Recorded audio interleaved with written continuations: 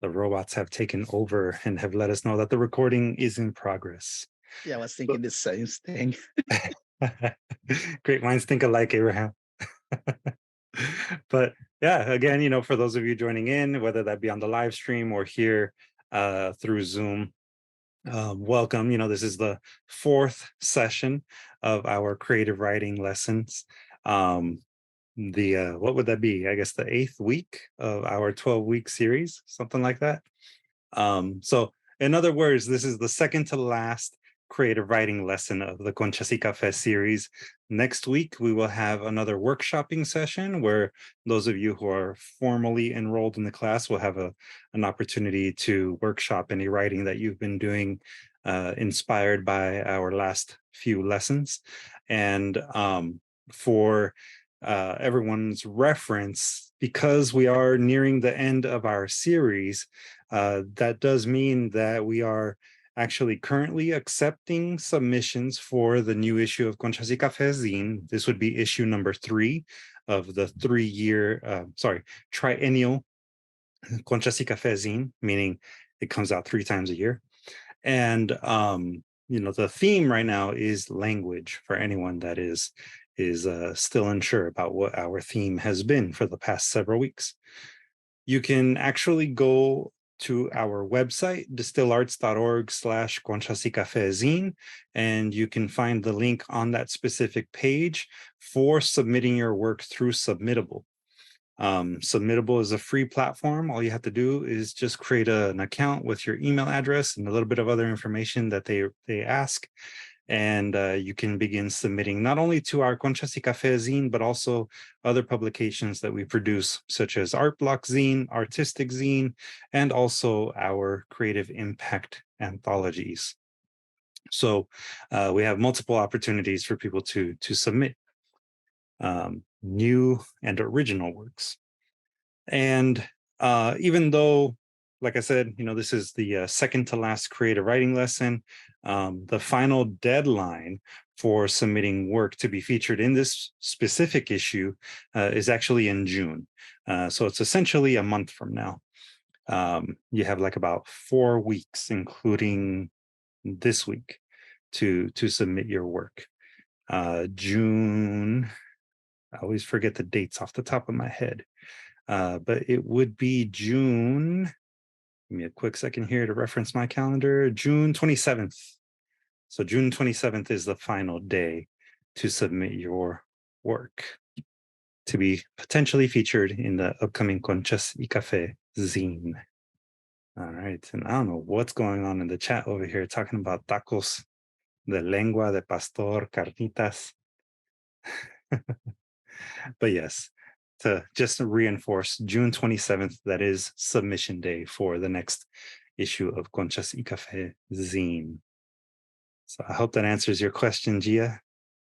Yes, thank you. I'm excited. I have a month. I thought it was like this week. I was like, oh no.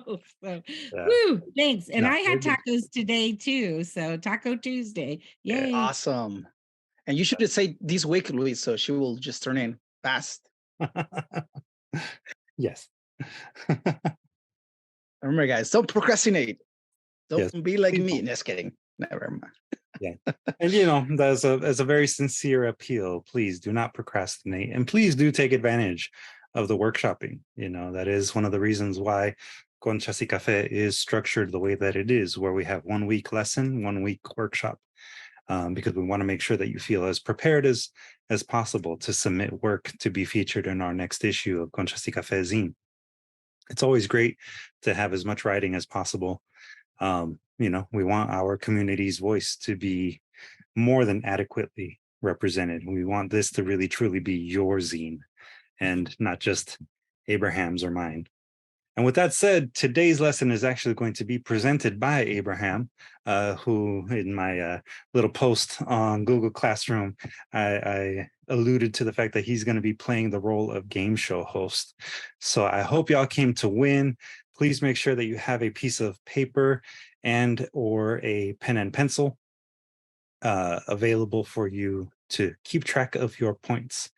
Porque vamos a empezar con el concurso de Abraham. Take it away, Abraham. Okay, that keys Cool. Let me share. And I mean, you can also use your phone to do the math for you, but come on, people. Come on. Choose the math. Okay. Let me Well, share my screen. Let's see which one is it. it's also Yes, good it's to the take one for. notes. Yeah. Excellento. Okay. So everybody can hear me, right? Excellent. Okay, let's start with today's quote. And everybody can see as well, right? Just making sure of that. Yes? Okay. The use of the right word, the exact word, is the difference between a pencil with a sharp point and a thick crayon. This quote comes from Peter Marshall, born May 27, 1902, and passed away January 26, 1949. Was a Scottish American preacher, pastor of the New York Avenue Presbyterian Church in Washington, D.C., and was appointed as chaplain of the United States Senate. Y en español, el uso de la palabra correcta, la palabra exacta, es la diferencia entre un lápiz con punta afilada y un crayón grueso. Como les decía, estas palabras vienen de Peter Marshall, nacido el 27 de mayo de 1902 y falleció el 26 de enero de 1949.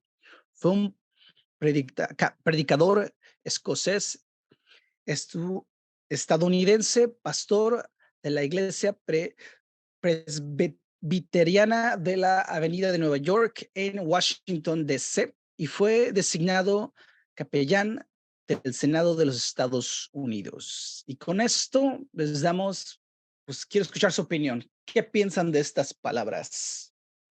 I'd like to say something, Abraham. Go for it. Just I like the metaphor of the sharp pencil and the thick crayon, because being sharp for me indicates being intelligent, and being thick is kind of thick-headed or not as sharp. so I think when you have a good vocabulary and you use your words correctly, people right away assume that you're intelligent, or at least, and then if you don't have the right words, and your vocabulary is limited, or you use the wrong words, then yeah, it comes across as not being as bright. So recently I was listening to something about artificial intelligence and how AI is just making leaps and bounds recently, and that that word usage was one of the major steps, I guess, that AI took, that their vocabulary is so immense, so that they have the use of the words that or the computers have that power now, that so obviously smarter than me. That's all. Thank you, I would Luz. actually debate that, Ms. Luz. I think you're extremely intelligent. Oh, thank you, my dear. This is, yeah, I'm working on my vocabulary. Thank you, Luz. And again, yeah, I like that you say thick-headed. It just shows that you also using a specific word for that. And yeah, sorry. Yes, thank you. Yeah, I thought what Lou said was very insightful, and I think it also speaks to just the importance of your word and the intent of it, and sharp too. I also think meaning like sharp tongue, that sometimes just to be sarcastic, you can when you say something, even though you're like, oh, it's a joke, but it has sort of that edge, to poke. But then, the second time I read through it, I actually kind of, instead of pitting the pencil and the crayon against each other, I kind of thought of it as it's also just saying, like, in writing, there's different styles and different ways to say things. So, sometimes simply saying something is like, coloring with a crayon. And sometimes it is better. Sometimes I get stopped in a poem just because it's not the right word, or they tried to use this vocabulary that like threw me off.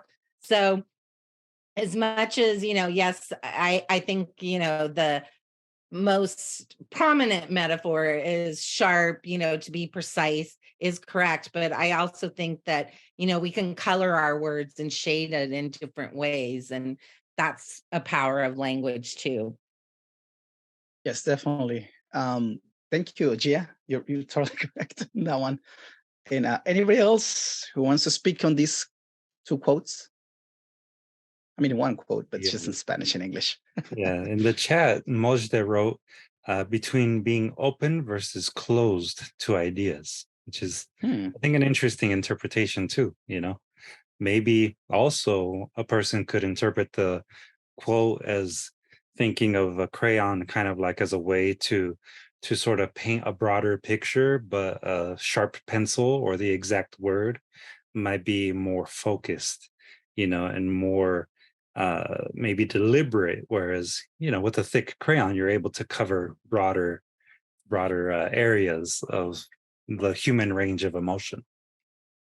Yes, definitely. And well, because since I've been working with DSTL arts and a lot of more literary work, not that I haven't before, but I've been putting way more attention into the specific words. So every time that I found a word that's like, oh, that's exactly the word that I wanted to use, but I haven't find it, that's like exactly this quote, like say sharp, meaning like a specific word for that feeling that you want to convey. And again, it's not also the sense of being intelligent in a sense of using heavy or long words. It's more about the exact way of expressing what you want. And regardless, and again, you also have to think who's receiving your words, right? If you're talking to a kid, you also have to find the perfect word for that kid to understand you. So it's a balance, but it's so interesting to think of these things. And who else do we have that wants to speak before we move on? Okay, so let's continue. So, untranslatable words. There are so many universal human feelings that we wish we had the words to capture. And maybe our language doesn't, but it's pretty common to find that word in another language. En español, palabras intraducibles. Hay tantos sentimientos humanos universales que desearíamos tener palabras para capturar. Y tal vez nuestro idioma no las tenga, pero es bastante común encontrar esa palabra en otro idioma. Y con esto en mente, vamos a comenzar el juego del día de hoy. So, game. I will read 3 mystery words per round. We're going to have 6 rounds, I think. And language that it belongs to. And then you will match their definition. Again, I'm going to give you the words and then the definitions. Every correct match is a point. Again, add the points at the end of the game, and let's see who is the master of the words. Again, I'm going to give 3 words that are from different languages, and then I'm going to give 3 definitions, and you have to match them. Okay? En español, como está haciendo, hoy tenemos un super juego. Leeré 3 palabras misteriosas. Me gusta decir misteriosas. Por ronda. Y vamos a tener como 6 rondas. Y el idioma del que viene cada palabra. Se los voy a decir el idioma y después de dónde proviene. Después, luego les diré los tienen que coincidir con su definición, porque también les voy a dar la definición. Voy a decir 3 palabras y 3 definiciones y ustedes te las tienen que juntar. Y después cada conexión correcta es un punto. Al final del juego pues, lo sumarán y veremos quién es el maestro de las palabras. Y repito, son como 6 rondas y cada ronda tiene, básicamente pueden ganar 3 puntos si son super sharp. So, any questions before we move on? ¿Alguna pregunta antes que comencemos este juego? Acuérdense, tengan lápiz, papel, donde quieran apuntar sus puntos. Okay, I guess. We are abiding by the honor system. So, Yeah. if you don't get it right, just please, honor the fact that you did not get it right. I'm gonna use the God rules. I know what you guys doing at every minute. Can't lie to me. Just kidding. I don't have those powers yet. Wait for AI. Just kidding. So, any questions before we move on? ¿Alguna pregunta? Exactly. No cheating, yeah. No cheating. No cheating. Okay. So, let's begin. And again, I'm going to give you the answers for round. Each round, I give you the answers so you can take notes and see which ones you got right. I'm going to give you like 2 minutes per round. Like after I finish, I give you 2 minutes to match them. And then we'll move on to the next one and the next one. And at the end, we'll see who has the most points, right? So without further ado, let's see who's going to become the master of words. Veremos quién será el maestro de las palabras. Comencemos. Round 1. So the first word is Higail. It's from the Tagalog, which is the language of the Philippines. The second word is Hagelig. It's Danish. The third word, it's Avioco. It's Italian. So, A, it means that sleepy feeling you get after a big meal. B, the overwhelming feeling that comes over you when you see something verbally cute that you just want to squeeze and pinch. Oh, so cute, kind of deal, right? And C is feeling utterly comfy, cozy, or content. Okay? So en español, las palabras de esta ronda número 1 es Higail. Es del Tagalog, es un idioma de Filipinas. Segunda palabra es Haggling, es danés o danesa. Tercero, Avioco, es italiano. Y la primera definición es A, esa sensación de sueño que tienes después de una gran comida. Después B, la sensación abrumadora que te invade cuando ves algo imposiblemente lindo, solo quieres apretar sus mejillas a las pesquisas. Anyway, cuando dices, oh, está súper bonita. Y C, sentirse completamente cómodo, acogedor o satisfecho. So, desde ahora comenzamos los 2 minutos. Por favor, Luis, count.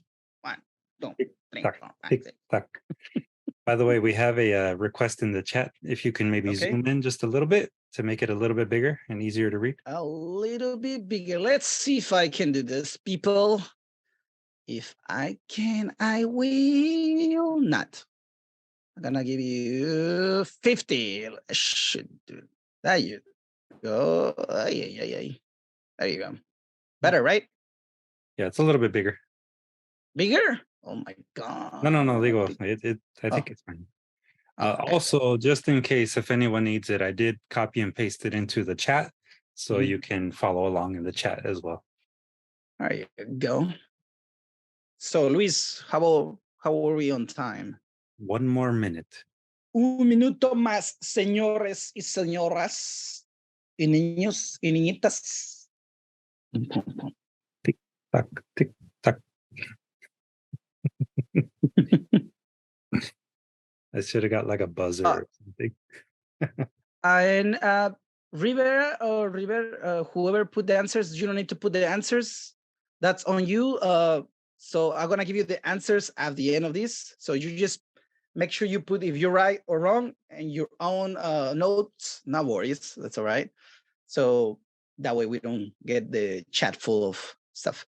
But so again, I'll give you the answers and you just click how many points you got out of it. And at the end, you add them up. Okay. So Luis, how are we on time? Should I do like a buzzer sound? That tan, tan. Yes. Wah, wah. Ahí está. Ahí Time está. up. Bueno, comencemos. So, Gigael, again, from the Talon, which is a language of the Philippines, belongs, and basically the meaning of it, it's be, the overwhelming feeling that comes over you when you see something unverbally cute that you just want to squeeze or pinch it. Then we have haggling, which is the number 2. It's Danish again. And its answer is C, feeling utterly comfy, cozy, or content. And 3, again, the leftover, it's abiocco from the Italian. And the answer is A, that sleepy feeling you get after a big meal. Y como le estaba diciendo, las respuestas, aquí viene en español, Gaigel es del tagalo, es un idioma filipino, regresamos, y su respuesta es B, la sensación abrumadora que te invade cuando ves algo insoportablemente lindo que solo quieres apretar o pellizcar. Y la segunda palabra, Heigelig, es del Danish y viene siendo la respuesta C, sentirse completamente cómodo, acogedor o satisfecho. Y la palabra 3, abiocco del italiano, es la respuesta A, esa sensación de sueño que tienes después de una gran comida. So, espero que todos hayan ido bien, que hayan agarrado sus respuestas y hagan sus matemáticas y seguiremos. Bam, bam, bam, bam, round 2. Oi! There you go. The first word for this round is turtle. It's Scottish. The second word is Version. Again, I'm gonna murder most of these words, but don't worry. It's German. The third word is Paleg. It's Norwegian. And a definition is the moment where you hesitate when introducing someone because you have just forgotten their name. It doesn't happen to me ever. And then B, to make something worse when trying to improve it. Oof, that's a good one. C, anything and everything you can put on a slice of bread. Wow, that's a cool word. Then, en español, ronda 2. Tarta es escocés. La segunda palabra es Berschklimbecher, es el alemán.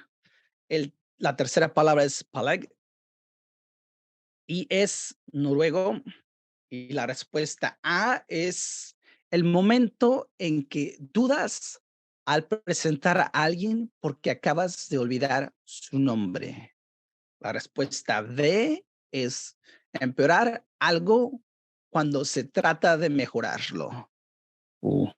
Buenísima. La C, cualquier cosa y todo lo que puedas poner en una rebanada de pan. Ah, qué buena palabra. Y bueno, comenzamos con el tiempo, Luis. Tick, tack, tick, tack, tick, tack. Esas palabras están padres. Whatever the answer is for the moment where you hesitate when introducing someone because you've just forgotten their name, that's when I'm going to start calling you Abraham. Tu sobrenombre. Yeah. Yeah, definitely. You're totally right, Pancho. Oh, yeah. All right. Tick, tack, tick, Tic-tac. One more minute. ¿Cuántas cosas le puedes poner a un pan? How many things you can put in a bread? The possibilities. It's like the same thing with the tortilla. We need one for the tortilla word. Yeah, Instead of bread, tortilla. we need All to the create things that you one. can put into tortilla.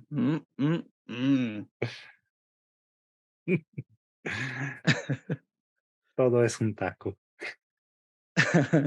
Empeorar algo cuando se trata de mejorar. To fix something when you're trying to make it wrong. Also, it's a good word. And probably some type of psychologists are the ones who made that one. It's like people's always fucking up.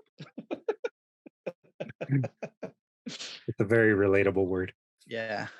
These words are amazing. Okay. So how are we on time? Already? Okay. Okay, guys. Hopefully you guys have your answers. And here are the official answers. So title, Scottish again. And the answer is letter A.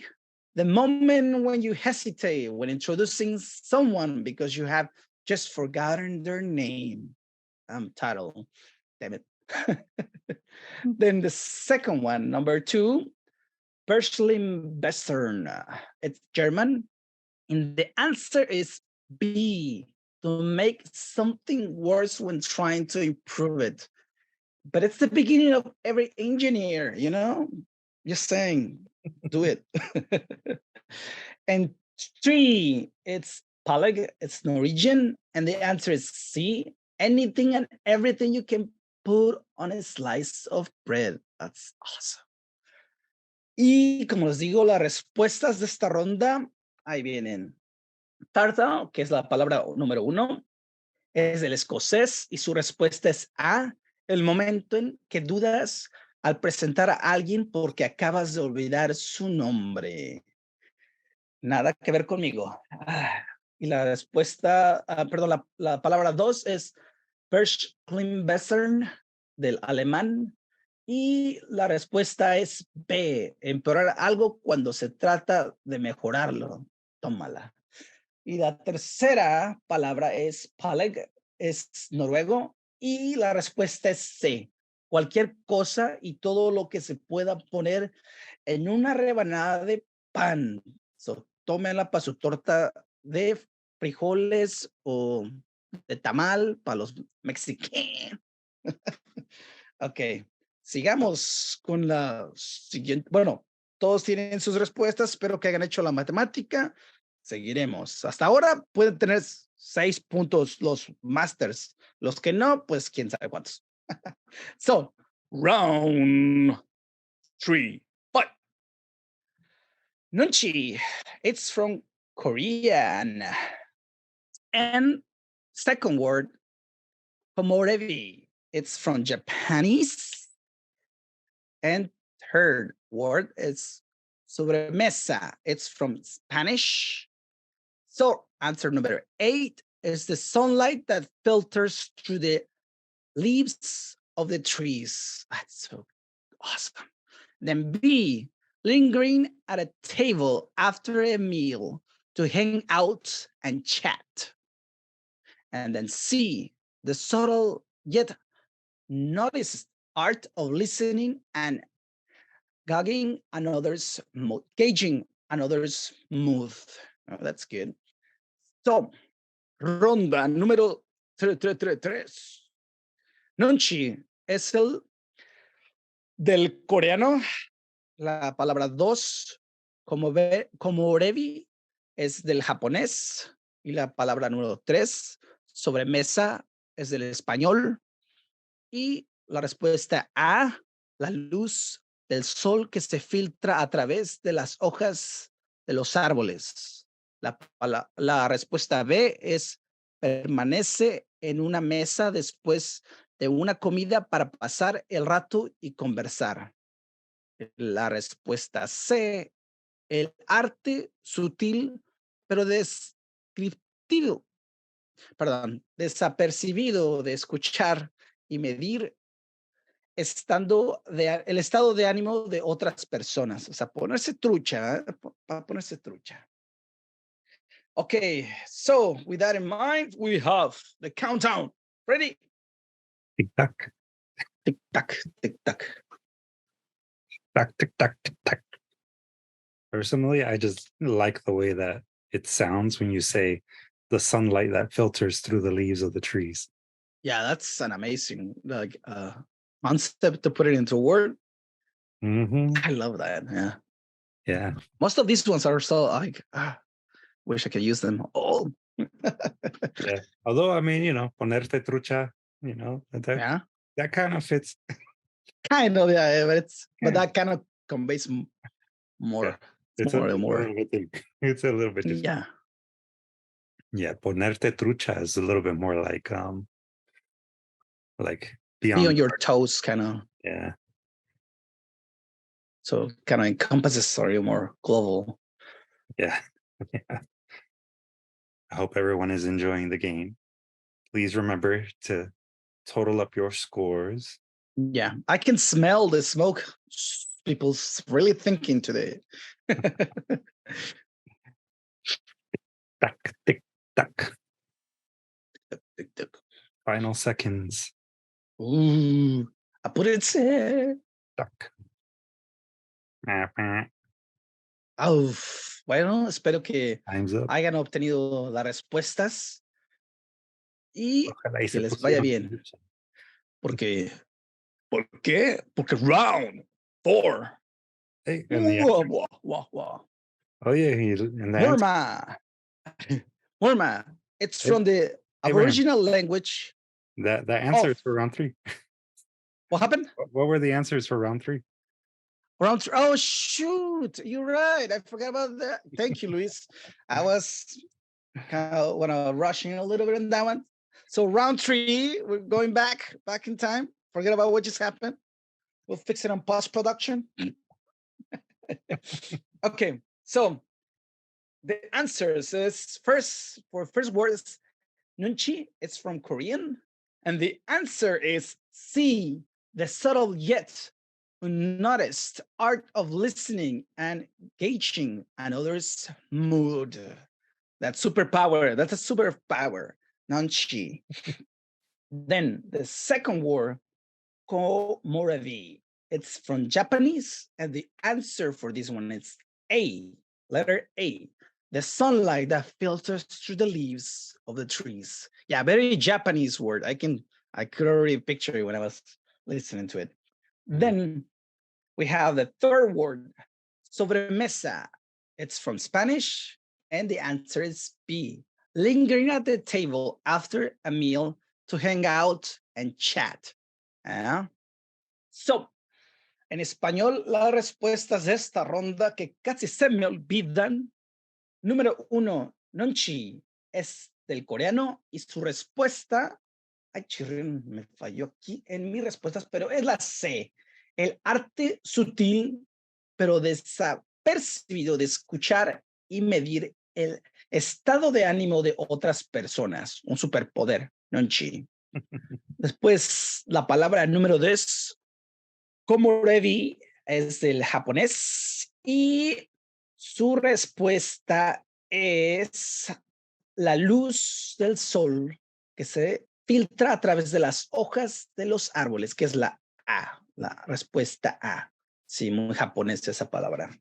Y la tercera palabra es sobremesa del español y es permanecer, o sea, la B, la respuesta B, permanecer en una mesa después de una comida para pasar el rato y conversar, pues para relajarse, para chatear.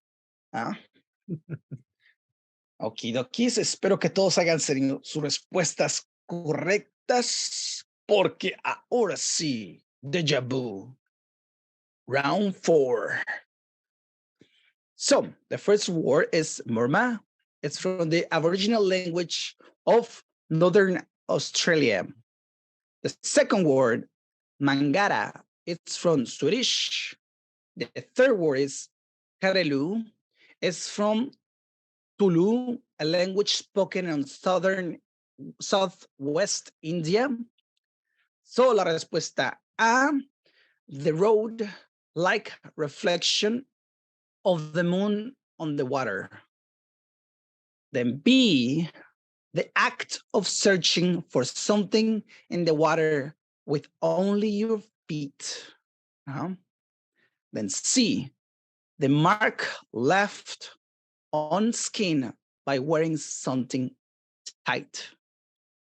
So, la ronda número 4, Murma es la palabra número 1, es de la lengua aborigen del norte de Australia. La segunda palabra es mangata, es del sueco. La tercera palabra es karelu, es del Tulu, un idioma que se habla en el suroeste de la India. La respuesta A es el reflejo de la luna sobre el agua como un camino. La respuesta B, el acto de buscar algo en el agua solo con los pies. La respuesta C, la marca que deja en la piel el uso de algo ceñido, o sea, algo apretado, como cuando los boxers se te apretan ahí, te queda la marca. Bueno, Luis, tenemos. Tic tac, tic. There you go. I don't know if I've ever seen the moon reflected on water to look like a road. Te voy a sacar a pasear más seguido. Me vas a llevar a la playa. I'm assuming it's from some kind of language that has a lot of ships, maybe. You know? Maybe. Maybe. I don't know. Yeah, don't believe any of my hints, because I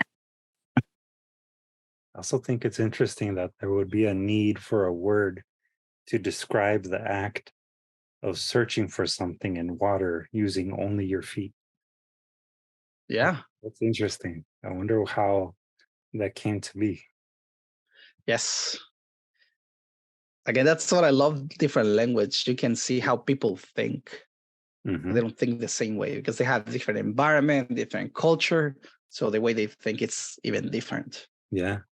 But it's like the necessity to describe that. Exactly. You know? That's where Awesome. words come from, right? It's the necessity to explain something Specific, something sharp, right? You know? Exactly. Tick tock, tick tock. Final seconds, ladies and gentlemen. Ooh, chop, chop. Chop, chop. Chop, chop. Oh, my coffee is done. Oh, is there a word for that? The tragedy when coffee is out. You have no more coffee. That's a good word. We need it. And we need to make that one. Time's up. Time is up. Time is up, people. So here are the answers for this round. Palabra número 1, word number 1, Murma. It's from the Aboriginal language of Northern Australia. And the answer is B, the act of searching for something in the water with only your feet. So the Australians thought of that. Okay, so second word, mangara. It's from Swedish. And the answer is A, the road-like reflection of the moon on the water. Really interesting word. Then we have the third word, karalu. It's from the Tulu, a language spoken in southwest India, and the answer is C, the mark left on skin by wearing something tight. So en español, la número 4, las respuestas están aquí. Palabra número 1, Murma, es de una lengua aborígene del norte de Australia y su respuesta correspondiente es B, el acto de buscar algo en el agua solo usando los pies. La palabra número 2, mangata, es del sueco y su respuesta correspondiente es A, el reflejo de la luz sobre el agua como un camino. Y la respuesta para la palabra 3, que es Karelu, es del Tulu, un idioma se habla en el suroeste de la India y su respuesta es C, la marca que deja en la piel usar algo ceñido, algo apretado. So, ahí están sus respuestas. There are your answers. Hopefully you have all of them. And if not, no shame on that. These are words that are not in everybody's vocabulary. Mhm. So, we are moving to round 5. Okay, so first word is Hanjauku. It's from the language called Kwangali, which is from the place Namibia and Angola in southern Africa. Second word is, this is a tricky one, but let's give it a go. Hippity-tip-ni-ti-di-tis, a compound word from Finnish. Okay. Then the third word, it's portrait. It's Dutch spoken in the Netherlands. La respuesta, the answer A is the build up of an anticipation, joy or pleasure of feeling ahead of an actual event, aka pre-fun. Then answer B, the act of tiptoeing across the warm or hot sand. That's really similar to the other one with the feet on the water. Interesting. Then C is describes the pleasure and satisfaction derived from sitting or bouncing on a bouncy cushion. Ronda número 5. Y la palabra uno es Hanjauku. Es de un idioma llamado Wangali que se habla en Namibia y Angola en el sur de África. La segunda palabra, ahí les va. Hippity-tini-tidi-tis. Una palabra compuesta del finlandés. La palabra número 3, Borpret. Se habla de en los Países Bajos. Y la respuesta A, la acumulación de anticipación, alegría o placer que sientes antes de un evento real, también conocido como divertirse previamente, ¿verdad? La respuesta B, el acto de caminar de puntitas o de puntillas sobre la arena tibia o caliente. Y la respuesta C describe el placer y satisfacción que se deriva de sentarse o saltar sobre un cojín hinchable. No es hinchable, eso no es la palabra. Bueno, para rebotar en un colchón, está rebotando en un colchón básicamente. Y con eso, el tiempo, Luis, gire.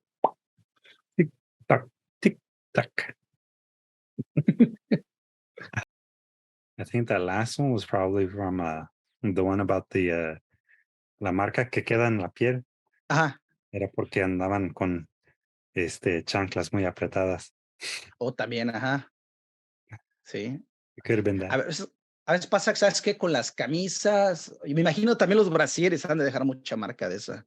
Y ¿qué más? Otra ropa, los chones, ¿eh? Casi todo lo underwear, ¿verdad? Mostly. Yeah, mostly. Some socks also do the same Socks. thing. Yeah. Yeah. Even my watch sometimes leaves a mark. Oh yeah, the watch. That has a specific word for it, you know, watch burn or something like that. Oh, watch tan. Is that? Watch them. Well, Yeah. that's the the area that isn't tan. Yeah.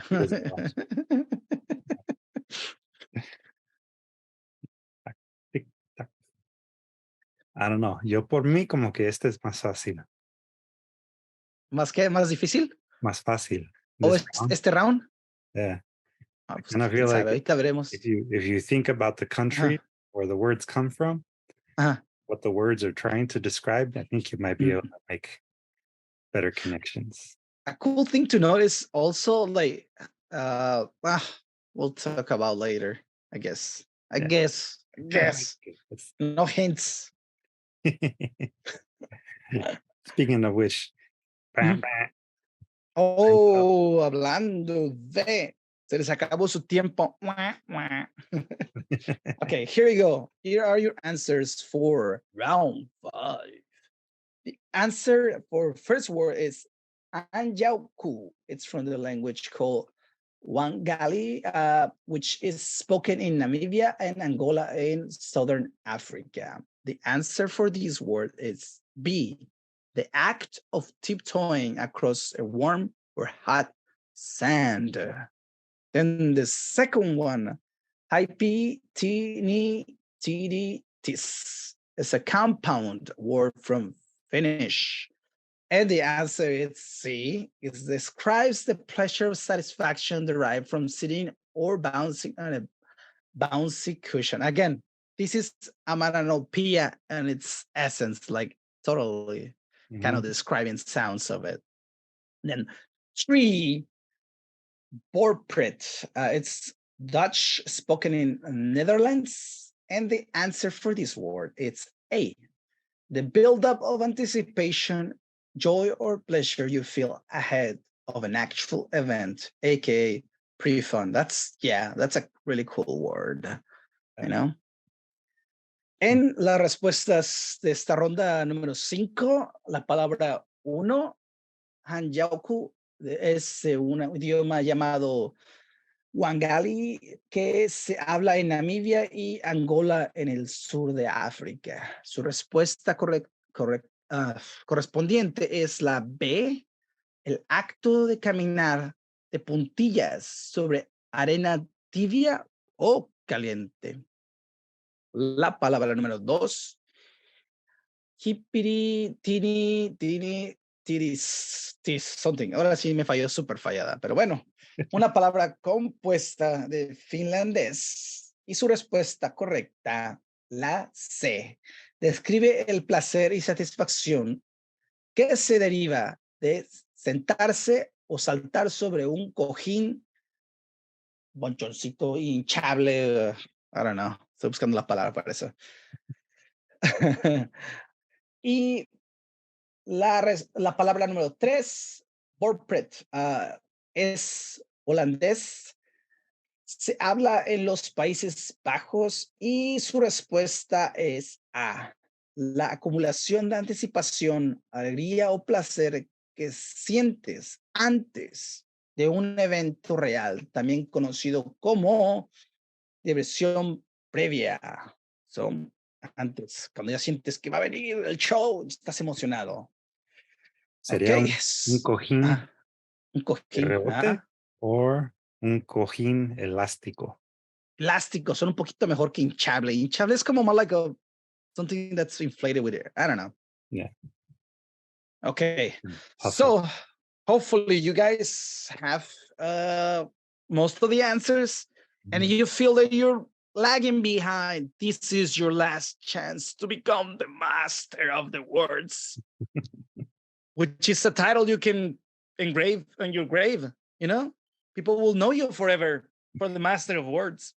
We'll officially recognize it. Yeah, you can put it on any title. Okay, here we go for the last round, round 6. So the first word is Trepverter. It's from Yiddish. The second word is Akihi. It's from Hawaii. The third word is Iktsuarpuk. It's from Inuktitut, an indigenous language spoken in Canada. So the answer A is listening to directions and then walking off and not promptly forgetting them. Ay, ay, ay. Then B, a witty comeback you think of only when it's too late to use, literally staircase words. And C, the act of repeatedly going outside to keep checking if anyone is coming. La ronda 6. Primera palabra. Repverter. Es del forma Yiddish. Es una palabra Yiddish. La 2, Akiji, es del Hawái. La palabra número 3, Swarpork, es de un Inuktitut, una lengua indígena que se habla en Canadá. La respuesta A, escuchar instrucciones y luego alejarse y olvidarlas rápidamente. La B, una respuesta ingeniosa en la que piensas solo cuando es demasiado tarde para usarla. Literalmente, palabras de escalera. La respuesta C, el acto de salir repetidamente a la calle para seguir revisando si alguien viene, ¿verdad? Estar de chismoso, es lo que yo digo. Cuando no tienes tele, se ve, ¿verdad? Cuando no tienes Netflix y estás viendo quién está afuera. Yo conocí unas vecinas así, pero es otra historia. So, Luis, are we ready with the time? Tick, tack. There you go. And again, guys, put your might onto this one because this is the last round. If you are getting points, this is your last chance to become the master of words.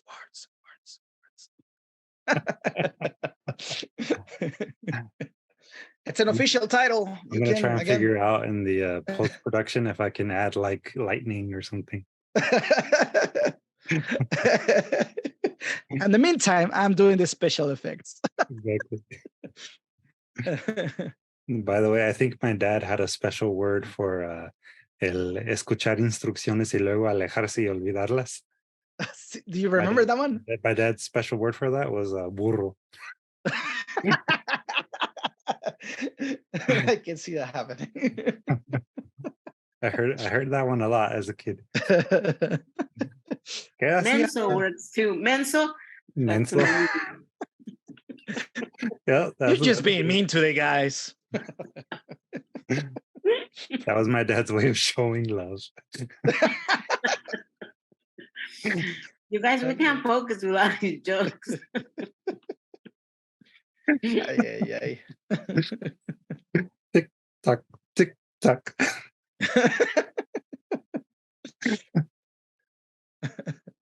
But that's what makes a good game show good. Yeah.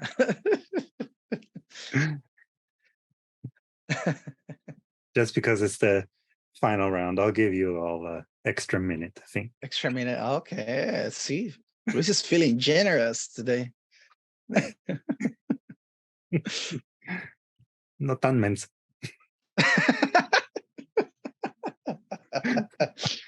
Ay.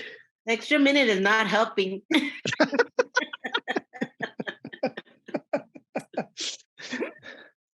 Ouch. I'm gonna mute you guys so I can think. Oh, Michelle says in the chat, I feel I traveled to the world and back for so far. Yep, definitely. This is a tour. Mm-hmm. Today we're doing a tour of languages. And jokes. All right. Another extra 30 seconds then. Oh, damn. Talking about sound effects, I remember I went to this Vicente Fernandez concert. And of course, he wasn't Vicente Fernandez because he just passed away, but he was an imitator. And the guy, did this whole thing. It was like, check this out. He did like,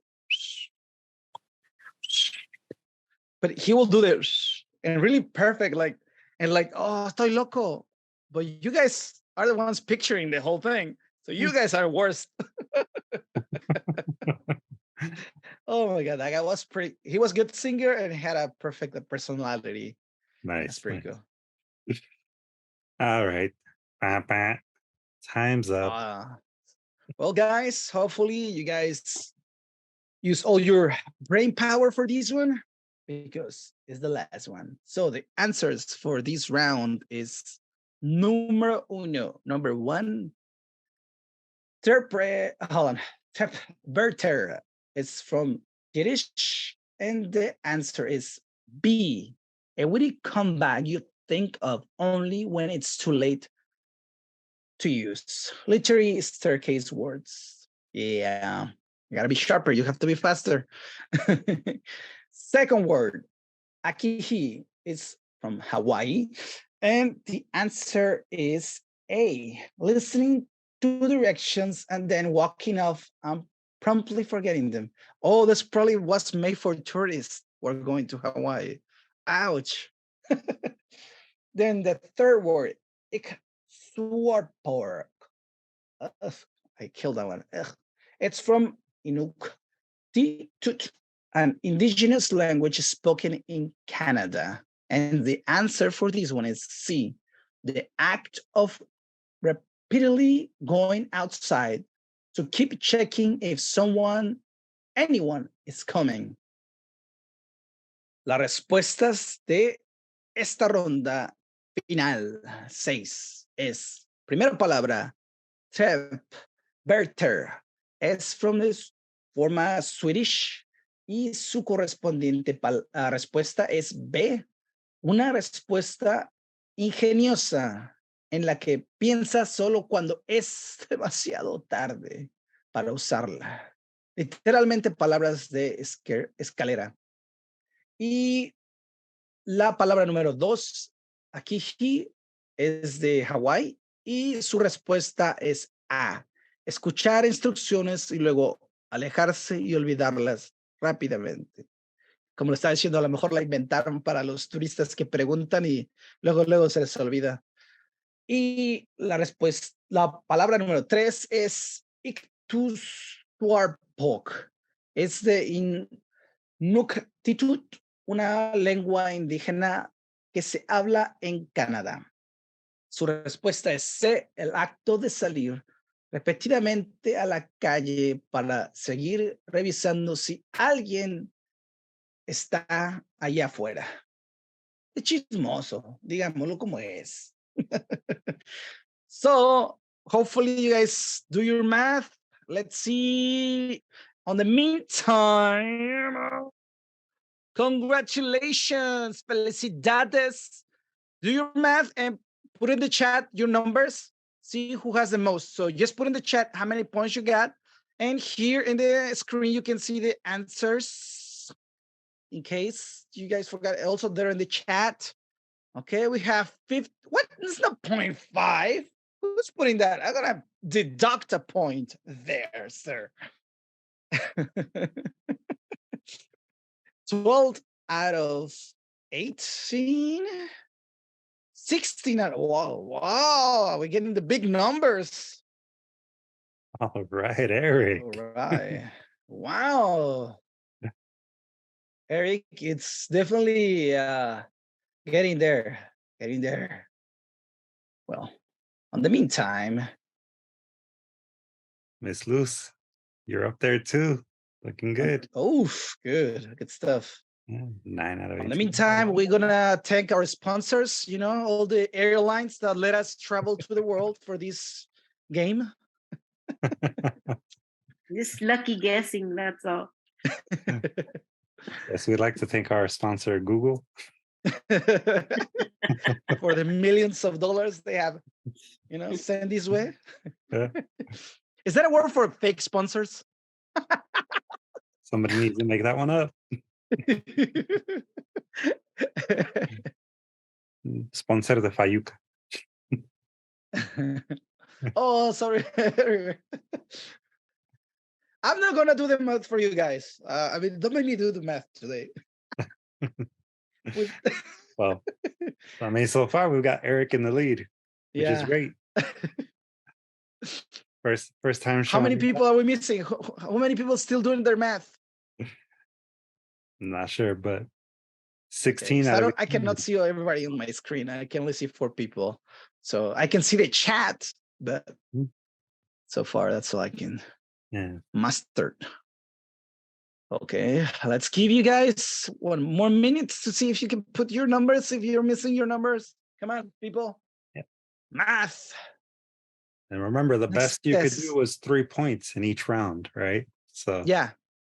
So like Luz did the maths, 18 delicious points. 18 total points. I mean, you did 0. I'm definitely not gonna say nothing.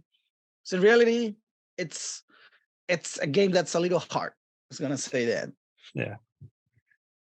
And I think it's also fascinating to see the things that people, Yes. really needed to express, right? Because that's ultimately what this comes down to, is our human need to express certain emotions, certain concepts, things that are actually valuable to that particular culture. And I'm glad that you mentioned that, because again, this game came from the episode of 20,000 hertz. And here's the link. I'm gonna put it in the chat. Copy and paste. You can also get it from the handout. Este juego vino del episodio de 20,000 hertz. Es un podcast. Y aquí está el link, lo puse en el chat. And I say that because in the podcast, you can see the people doing the game, trying the answers and their explanations to why they chose the words.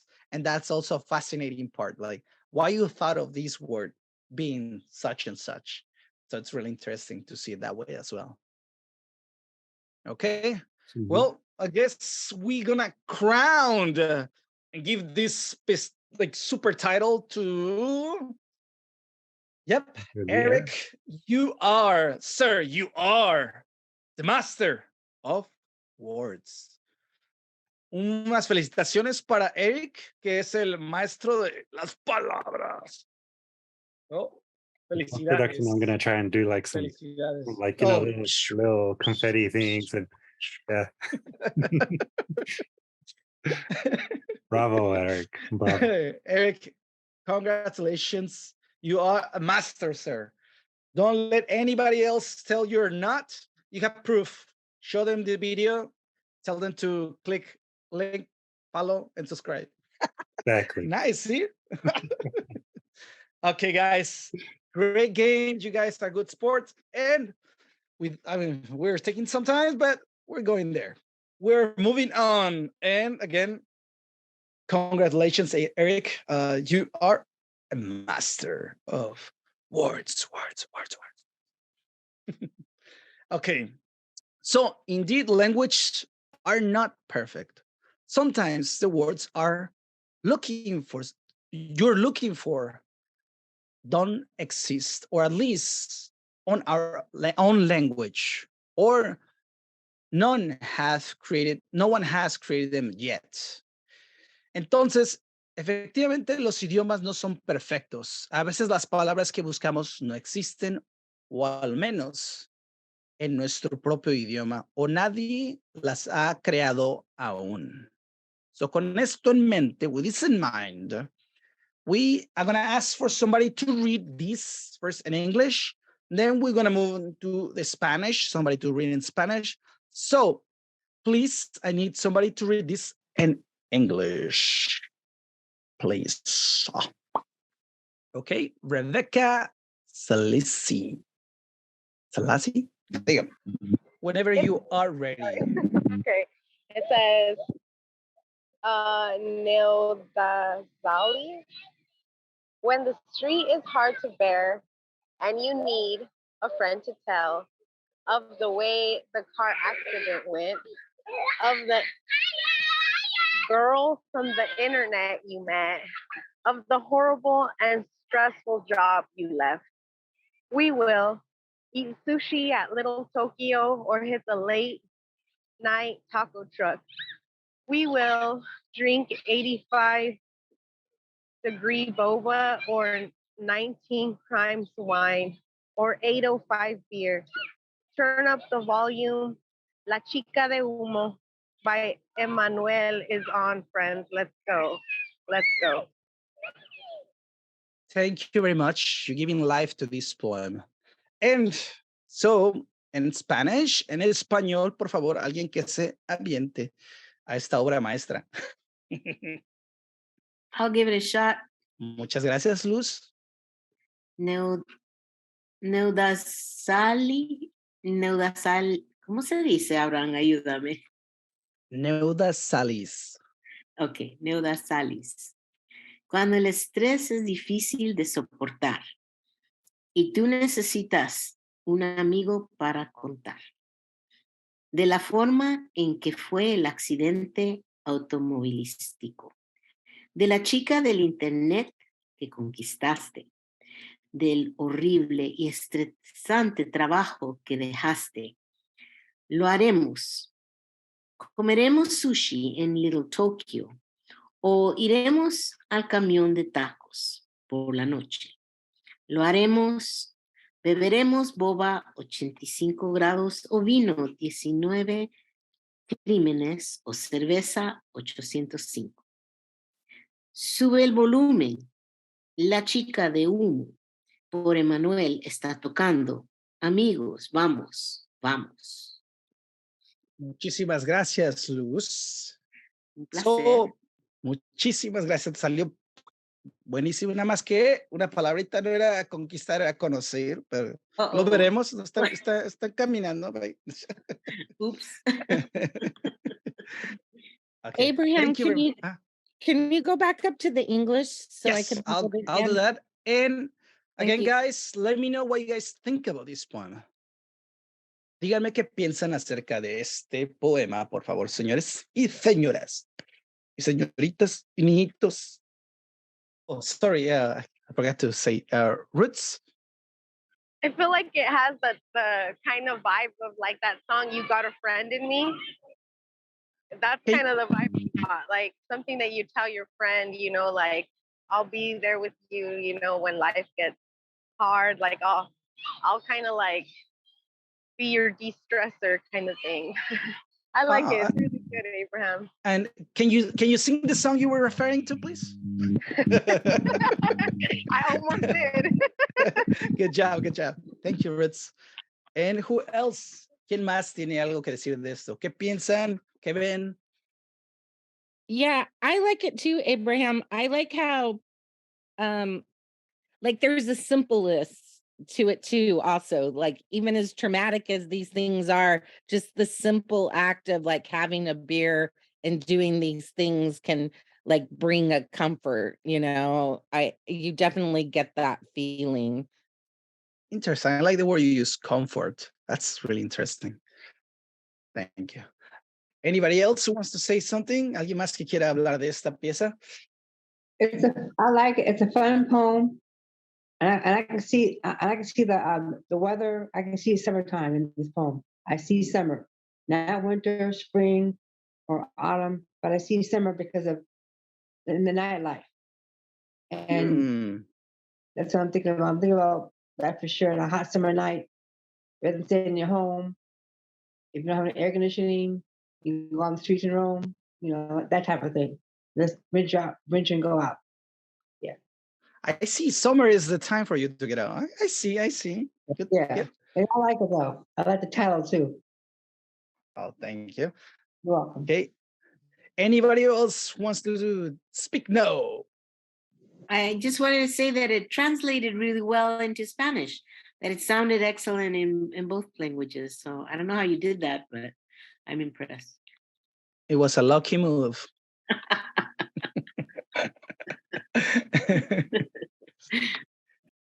I just wanted to add really quick that I love the way you put La Chica de Humo, because, you know, everybody who hears that song, you just gotta like move to it. So I like how you did that. Like, let's go, friends. Let's go. Yeah, because especially when we're doing this reviewing everybody's work, I always tell people put more details. Don't say a fan song or things like that. So this time I wanted to emphasize on that and show a couple more details that are more intimate. Like one of my friends loves that song, so every time it comes out, we always cheer up and all that stuff. So it's kind of that why I put a couple of those things here and there. And without further ado, let's continue. So let's see what the title is. New Dalasis. The feeling of needing to go out with the friends with your friends. And the etymology from Proto-Germanic "neudas," wish, urge, desire, longing, and the word allies, like friends, as well as sounding at the end like as salir, which is go out in Spanish. So en español, nauda salis, la sensación de necesidad de salir con tus amigos. La etimología del protogermánico neudas, deseo, anhelo, y la palabra aliados, with ally in English, which amigos, que son amigos. Además de sonar al final como salir, que es salir en español. And so the way this is basically a word that you guys saw, it's a word that I made up. Es una palabra que yo hice y aquí está porque lo que pienso que necesitamos una palabra que dijera esta sensación. So I made this word and I made it because I felt there was a need or the feeling of needing to go out with your friends. That's why I made this word up. So with all this in mind, today, right now, this moment, at this second, we are doing the class exercise. So again, everybody, find a feeling or a concept that in English doesn't have a word to express it. So, ejercicio para esta clase. Encuentra un sentimiento o un concepto que en español no tiene una palabra para expresarlo. So, ¿alguna pregunta? Any questions of this exercise? And whenever you have it ready, you can put it in the chat. Just put the word. Put the feeling and the word that you want to use. Or both, or one. I don't mind. So, les digo cuando acaben de buscar esa palabra que quieren usar y la sensación que quieren describir con una palabra que no está en su idioma, que no existe todavía. So it's good to Google it before. So, usen Google para ver si existe esa palabra o no. Y veremos, ¿verdad? So, póngalo en el chat cuando acaben y la tengan y ponga la sensación o el concepto y la palabra que quieran usar para escribir. So, Abraham, I'm a little lost. Are we just supposed to do the feeling that doesn't have the word? Or you do that. Yeah. And the word, only if you have a word, go for it. Yeah. I was just getting a little bit ahead, but you're right. So it's good if you guys thought about words when we were playing the game. Maybe use that knowledge right now to your advantage. Luis, do you have a word? A feeling or something that you feel we don't have it in English or in Spanish? Can't really think of anything at the moment. I have one. Luis. Okay.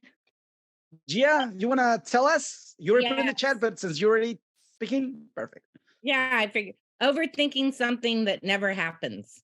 Oh, yes. That happens a lot. It's a curse. It's a curse.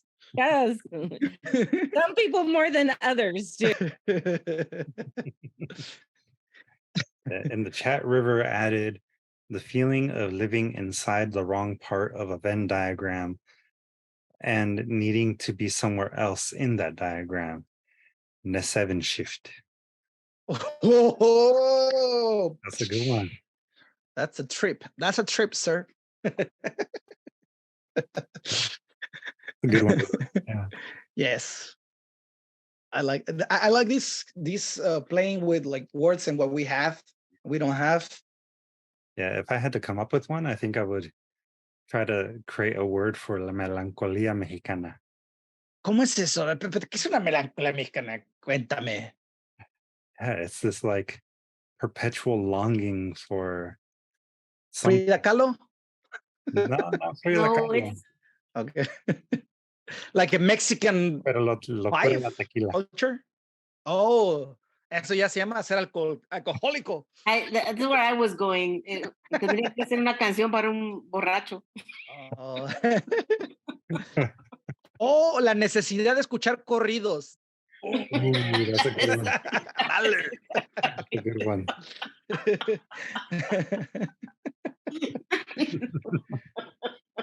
Ay, ay, Melan ay. corridos. Melancholy. Oh, boom, there you go. That's it. Melancorridos. Team effort. I like, and again, it's a good way to start doing like compound words. That's also perfect. For my word, again, I decided to use different languages and stuff like that to kind of make my word.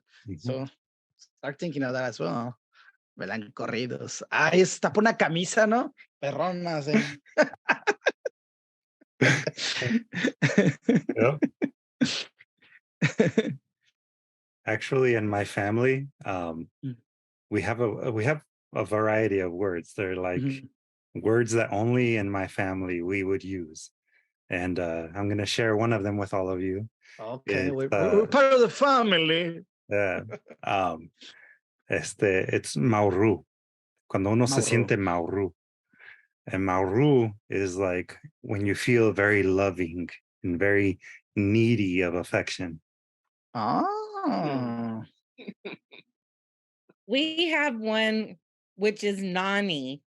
To go Nani. nani means to go to sleep. And we have we have no idea where it happened, but even my kids say like now, like, oh, I'm gonna go nani. So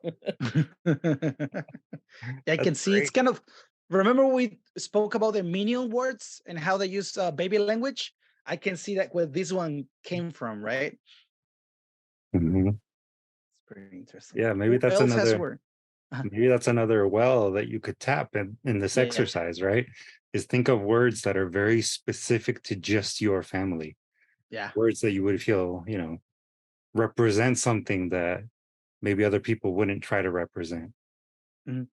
Like gonies, we say gonies because when one of the kids was little, for macaroni, they said gonies. So now all pasta is gonies. Nice. The only thing they have to say is do not use a word that it's already existent, because I'm also doing we're gonna try to do as a group, see which word it's not the best one, but I mean the one we all see like, oh, we need that. So I could probably send to the dictionary people and say like, hey guys, here's a word you might want to try. I'm gonna do that. So make sure you find a word that doesn't exist. A good Maybe challenge. DSTLers will have a word on the dictionary. Yeah, that'd be great. The River added in the chat, we use pig paper in our house for scrap paper because when I was little, my dad would draw the story of the 3 little pigs on scrap paper. Pig paper. I like that. That kind of remind me of in Mexico, I was going to this school and they forbid to use soccer balls. I don't know why. Maybe people broke windows, but just weird because the windows were covered with this metal mesh. So it was not something that would happen. But so since we didn't have any soccer balls, we will use all the paper and get a ball and tape it. And that reminded me of that. That's cool. All right. Well, at least I hope people are, writing down their ideas, right? Yeah. For potential emotions, activities, whatever, that has no word to express it. Okay. So with that in mind, because I mean, as we get into that time, right, Luis? I mean, if you have a chance, I'm talking, go for it and put your feeling or thought you feel like doesn't have a word yet.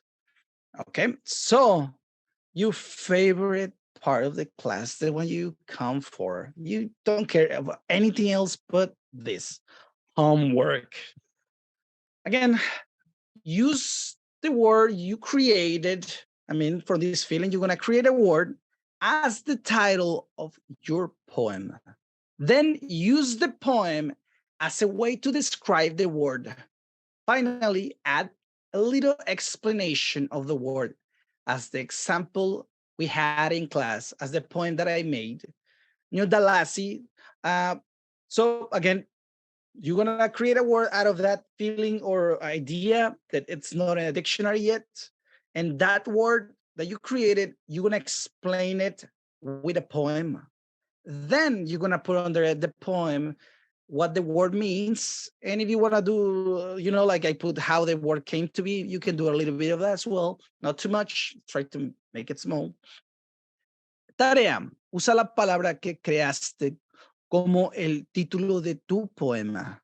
Luego usa el poema como una forma de describir la palabra. Finalmente agrega una pequeña explicación de la palabra como el ejemplo que teníamos en la clase. Como os digo, con el concepto o idea que ustedes quieren describir con una palabra que no existe ahora, van a hacer ustedes su propia palabra, como nidalasis, la palabra que yo inventé. Después, el poema que van a crear va a explicar esa palabra que ustedes crearon, o va a intentar explicar, ¿verdad? Que no, ¿verdad? Y después, abajo del poema, pongan una descripción de qué significa esa palabra, y si quieren también pueden poner de dónde proviene esa palabra, qué partes usaron o por qué usaron ciertas partes de esa palabra. Y con eso está su tarea. Acabamos. ¿Y alguien más puso algo de su...? No. Ok. Muchas gracias, señores, por venir, escucharme hablar todo ese ratote. So thank you guys for coming and joining us and having this great fun game. And hopefully you guys create an awesome word.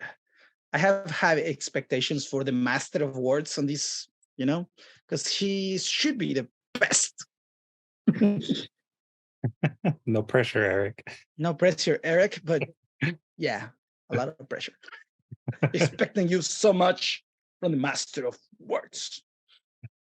And of course, try to have fun. This is obviously meant to get you thinking about ways in which you can, express different ideas, different concepts that we don't normally have the opportunity to express, all in pursuit of the creation of new language.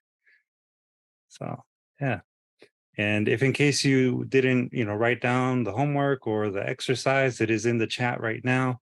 And this is also going to be uploaded to our YouTube channel at some point tomorrow afternoon. And you'll also have access to the handout as soon as this is uploaded on Google Classroom. So, yeah. And with that, I leave you with this for those of you getting ready to do some oidesalis with your family and friends.